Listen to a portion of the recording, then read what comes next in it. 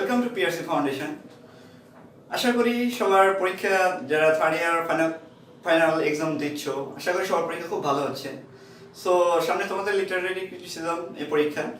So এই পরীক্ষাটা আশা করি সকল লেকচারগুলোই তোমরা আমাদের পিআরসি ফাউন্ডেশন থেকে পেয়ে গেছো।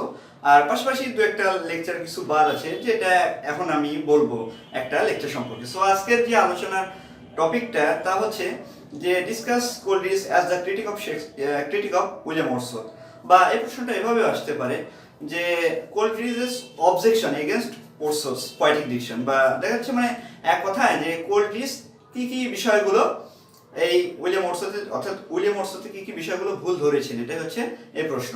সো চলো ডিরেক্টলি মূল আলোচনায় চলে যাওয়া যাক। সর্বপ্রথম যে বিষয় একটা প্রশ্নে আসে ইন্ট্রোডাকশন। সো তোমাকে অবশ্যই ইন্ট্রোডাকশনটা দিতে হবে।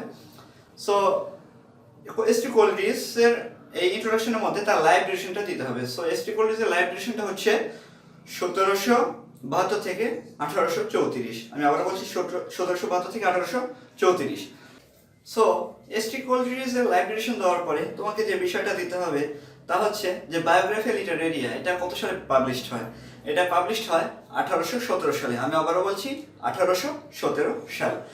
আর আসলে বায়োগ্রাফিয়া লিটারেরিয়া সম্পর্কে বাকি দু চারটা লাইন তোমাকে অবশ্যই লিখতে হবে। আর যেহেতু ইন্ট্রোডাকশন, সুতরাং যেহেতু সে যে ওয়ার্ডসওয়ার্থ সম্পর্কে বলেছেন, ওয়ার্ডসওয়ার্থের যে থিওরিগুলো ছিল এগুলো তিনি কি করেছেন, চেঞ্জ করে দিয়েছেন, বা তার থেকে জোরালো দু একটা থিওরি তিনি দিয়েছেন। অর্থাৎ ওয়ার্ডসওয়ার্থের যে পোয়েটিক ডিকশনটা ছিল তার তিনি সমালোচনা করেছেন, এজন্য তাকে ক্রিটিক অফ ওয়ার্ডসওয়ার্থ বলা হচ্ছে।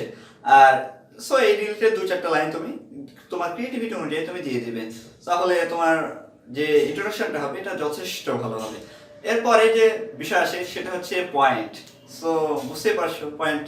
সো এটা অবশ্যই ক্রিয়েটিভ বিষয়, আর পয়েন্টগুলো দিলে তোমার খাতাতে অবশ্যই মার্কটা খুব হেলদি অটোমেটিক্যালি হয়ে যাবে। আর এতে করে এক্সামিনার তোমার খাতার উপর সন্তুষ্ট থাকবে এবং তুমিও যেটা লিখছো এই লেখার উপর সন্তুষ্ট থাকতে পারবে। সো চলো ডিরেক্টলি পয়েন্টে চলে যাওয়া যাক। আসলে কি কি পয়েন্টের উপরে এসটি কোলরিজ ধরেছেন যে ওয়ার্ডসওয়ার্থের এই পয়েন্টগুলো ভুল রয়েছে, বা এই পয়েন্টগুলো আসলে এমন না। সো এসটি কোলরিজ যে উইলিয়াম ওয়ার্ডসওয়ার্থের যে পয়েন্টগুলোর উপর কথা বলছেন, সো এই পয়েন্টগুলো এখন আলোচনা করব। নাম্বার 1 যে বিষয়টা সেটা হচ্ছে Wordsworth's choice of rustic theme. William Wordsworth's choice of rustic theme, অর্থাৎ উইলিয়াম ওয়ার্ডসওয়ার্থ যে রাস্টিক থিমটা চয়েস করেছেন এটা সম্পর্কে আসলে এবার এই পয়েন্টটা আসলে পয়েন্টের উপরে আমরা দুজনের কমেন্টই দেখবো।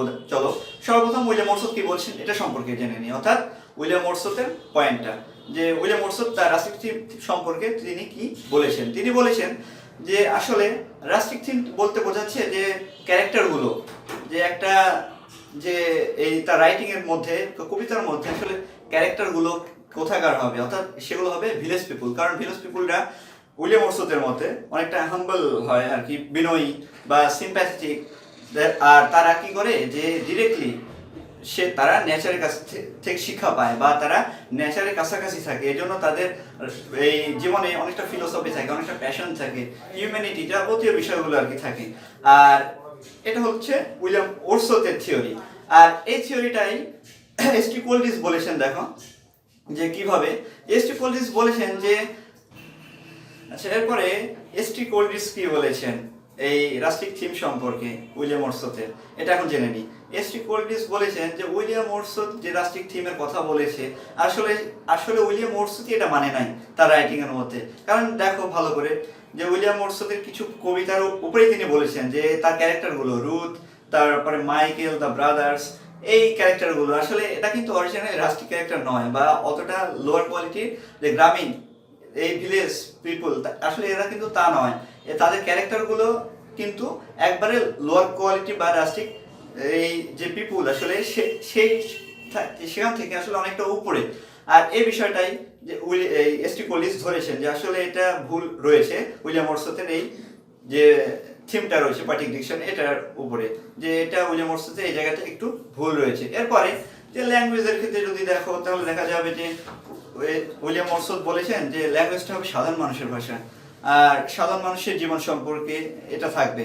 আর এসটি কোলরিজ বলেছেন আসলে এটা অরিজিনালি ঠিক নয়, কারণ সাধারণ মানুষরা উইলিয়াম ওর্ডসওয়ার্থই ব্যবহার করেননি, আবার সাধারণ ভাষাও সে ব্যবহার করেনি, ভাষাটাকে একটু ইমপ্রুভ করে দিয়েছে। এরপরে 2 নম্বর যে অবজেকশনটা এসটি কোলিজ নিয়ে এসেছেন উইলিয়াম ওর্ডসওয়ার্থের বিরুদ্ধে, তা হচ্ছে যে উইলিয়াম কোলিজ বলেছেন যে same language for both poetry and pros. So 2 নম্বরটা কি হলো? Same language for both poetry and pros. আসলে পোয়েট্রি এবং প্রোজের ক্ষেত্রে একই ভাষা ব্যবহার করতে হবে, উইলিয়াম ওর্ডসওয়ার্থ এটা বলেছেন। আর উইলিয়াম ওর্ডসওয়ার্থ এছাড়াও বলেছেন যে পোয়েট্রির ক্ষেত্রে মিটার ব্যবহার করতে হবে, আর এই দুইটার ভাষা আলাদা হওয়া যাবে না পোয়েট্রি প্লাস প্রোজের ক্ষেত্রে। আর এখন চলো আমরা জেনে নিই যে এসটি কোলিজ আসলে কি বলেছেন। এসটি কোলিজ আসলে তিনি বলেছেন যে পোয়েট্রি এবং প্রোজের ক্ষেত্রে সেম ল্যাঙ্গুয়েজ কোনোভাবে ব্যবহার করা সম্ভব নয়। কারণ কি? তিনি বলেছেন যে উইলিয়াম ওর্ডসওয়ার্থ বলেছে যে মিটার ব্যবহার করতে হবে, যেটা আলাদা একটা প্লিজার দেয় পোয়েট্রিকে। আর এই মিটারকেই তিনি আসলে কেন্দ্র করে এই ফলটা ধরেছেন যে আসলে মিটার যদি তুমি অ্যাড করতে চাও তাহলে এখানে কি করতে হবে? অ্যারেঞ্জমেন্ট অফ ওয়ার্ডস আনতে হবে। আর এর ফলে যে পোয়েট্রি আর প্রোজের এই যে ওয়ার্ডগুলো সেটা আলাদা হয়ে যাবে, অর্থাৎ পোয়েট্রির এর ওয়ার্ডগুলো একটু বেশি ইমপ্রুভ হবে প্রোজের থেকে, যেহেতু এখানে মিটার রয়েছে। আর মিটার দেওয়া মানে পোয়েট্রিকে আলাদা করে একটু নতুন করে দেখানো আর কি, এতে করে ভাষাটাও একটু ইমপ্রুভ হয়। সুতরাং পোয়েট্রি এবং প্রোজের ভাষা এসটি কোলিজের মত অনুযায়ী এটা আলাদা।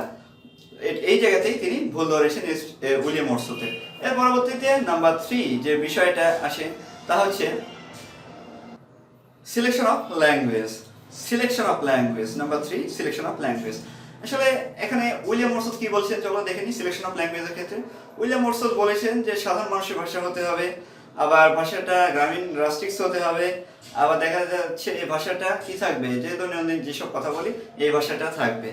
আর যেহেতু এটা রাস্টিক্স বিশেষ করে বলেছেন, সুতরাং এই জায়গাতেই এসটি কোলিজ ভুল ধরেছেন। তো চলো এসটি কোলিজ কি বলেছেন, ST Coleridge's comment on it.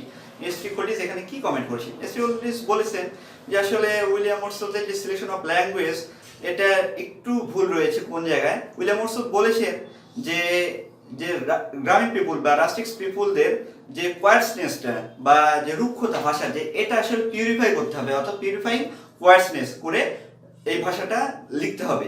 ST কোলিজ এটা বলেছিলেন। আর এই এটা বলেছিলেন হচ্ছে উইলিয়াম ওর্ডসওয়ার্থ। আর এসটি কোলিজ বলেছিলেন যেহেতু পিউরিফাই করাই হয়ে যাচ্ছে, সুতরাং এটা তো রাষ্ট্রীয় ভাষা থাকে না, এটা কোনোভাবেই রাষ্ট্রীয় ভাষা থাকে না, এটা রাষ্ট্রিক থেকে আলাদা। অর্থাৎ অল স্পিয়ার্স অফ লাইফ, যেমন সকলটা আমরা যে ভাষাটা ব্যবহার করতেছি বা দেখা যাচ্ছে একটু স্ট্যান্ডার্ড সেই কোয়ালিটিতে চলে যাচ্ছে এই ভাষাটা, সুতরাং এটা এই রাষ্ট্রিক ভাষাটা থাকে না, যেহেতু এটা পিউরিফাই করা হচ্ছে।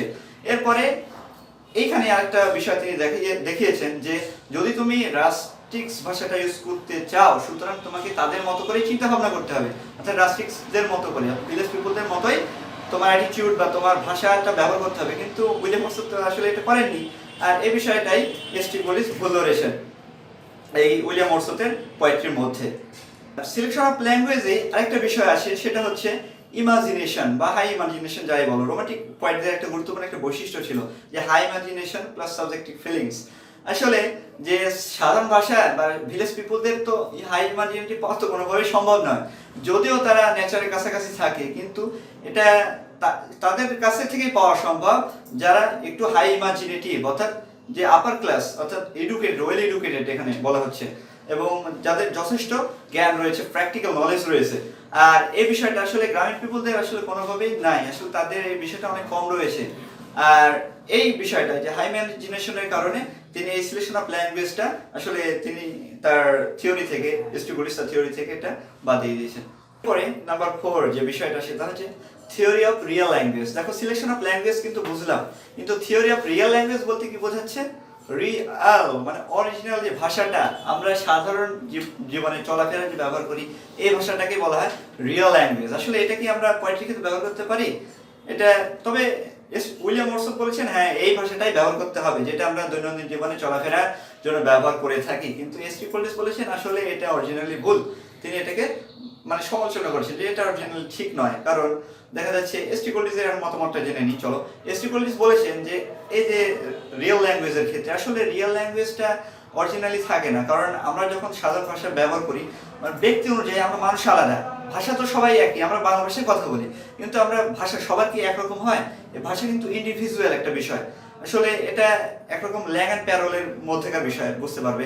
প্যারোল মানে কি বোঝায়, যে স্টাইল অফ এক্সপ্রেশন, একই ভাষা এক একজন এক একভাবে ব্যবহার করে। ঠিক তেমনি এইখানে যে রিয়েল ল্যাঙ্গুয়েজটা, আসলে আমরা এক একজন এক এক ভাষায় ব্যবহার করি, এক ভাষা এক এক রকম ভাবে উল্লেখ করি, কিন্তু এই ভাষাটাই আসলে রিয়েল ল্যাঙ্গুয়েজ অরিজিনালি থাকে না।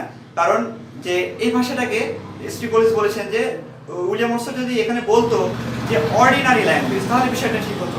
কারণ এখানে অর্ডিনারি ল্যাঙ্গুয়েজ বলতে বোঝাচ্ছে যে সাধারণ ভাষা, কিন্তু এখানে রিয়েল ল্যাঙ্গুয়েজ বলতে উইলিয়াম ওয়ার্ডসওয়ার্থ বুঝিয়েছেন যে এই রিয়েল ল্যাঙ্গুয়েজটা হবে যেটা আমরা সাধারণভাবে ব্যবহার করে থাকি, যে ভাষাটা শুধুমাত্র সেই ভাষাটাই।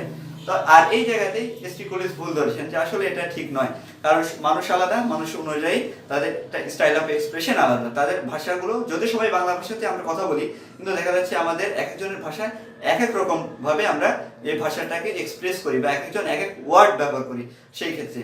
আর এই বিষয়টাই যে রিয়েল ল্যাঙ্গুয়েজটা আসলে হবে না, কারণ দেখা যাচ্ছে গ্রামীণ পিপুলরা কি করে, যে অনেকটা তাদের ভাষার মধ্যে কোয়ার্সনেস থাকে, অর্থাৎ অমার্জিত বা অমসৃণ বা খারাপ বিষয়গুলো থাকে, কিন্তু এগুলোকে আমরা পোয়েট্রি ক্ষেত্রে ব্যবহার করতে পারবো? অবশ্যই নয়। আর এই যে এই সমালোচনা, যে এই যে ত্রুটিগুলো, এটাই এই এসটি কলিজ বলেছেন। সো এই যে পয়েন্টগুলো ছিল, এটাই হলো এসটি কলিজ বলেছেন উইলিয়াম ওয়ার্ডসওয়ার্থ সম্পর্কে। উইলিয়াম ওয়ার্ডসওয়ার্থের ভুলগুলো তিনি ধরেছেন। সো আশা করি এই পুরো কনসেপশনটা অবশ্যই তোমার ক্লিয়ার হয়ে গেছে। আর যদি অবশ্যই তুমি যদি লেকচারটা ভালো লাগে, তা অবশ্যই কমেন্ট করবে, লেকচারটা কেমন লাগলো তা অবশ্যই তুমি কমেন্ট করে জানাবে। আর অবশ্যই লাইক দিতে ভুলবে না, আর তোমার বন্ধুদের সাথে তা শেয়ার করবে। আর এই পিআরসি চ্যানেলটা আসলে তোমাদেরই চ্যানেল, সো তোমাদের জন্য, তোমাদের উদ্দেশ্যেই পিআরসি, সুতরাং অবশ্যই পিআরসির সাথেই থাকবে। সো পরবর্তীতে আবার দেখা হবে অন্য একটা লেকচার নিয়ে। তোমাদের সুস্থ থাকবে, সুন্দর থাকবে, এবং তোমাদের চ্যানেল পিআরসির সাথেই থাকবে। So best of luck.